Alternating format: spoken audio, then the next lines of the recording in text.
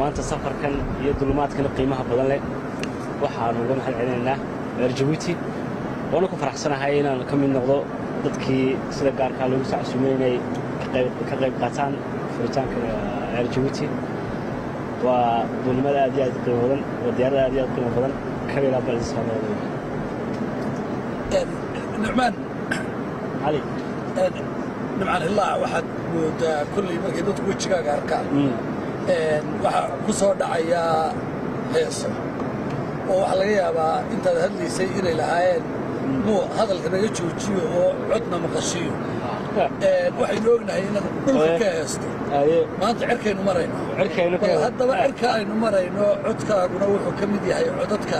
aan u baahnayn in music lagu ladho ee dadku yidhaahdaan maa laga daayo sideeda lagu dhegaystayo bal wax naga yara maqashiin diyaaradda lafteeda inagoo dul saaran codkaagii dabacsanaa si dadka laftiisu ay xusuus ugu noqoto marka maanta cirkaynu ku heesay dhulkii la iskala kac wada tacaali aad iyo aad u maasatahay وين مقشينا عود كأنكم ما تعرف كويس هنا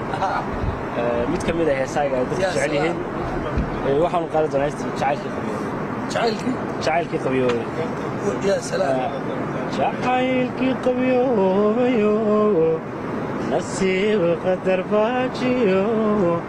قيمة كل هيدا زيرا حسوسي وقاليا يا سلام قيمة كل هيدا زيرا حسوسي وقالياي هذه أدوستا waxaan jeclahay nimcaano waxaad timid maashidii iyana keenan adeerku ahaa Cabdiraxmaan iyaga laftooda way fariin halkan uga diray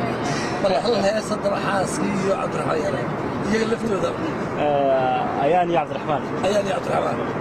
waxaa jirta cali horta xaaskayga dhowr soo bal qaaday aan jeclahay inaan maanta hawada uga heeso aniga soo farxad bay tahay ya salaam ya salaam waxa lahay reerkeed ku filanaya waadiga gaari raad qabo ayaa waadiga rixinkeed gub yahay ayaa waadiga ruuxa jeclahay ayaa waadiga يا سلام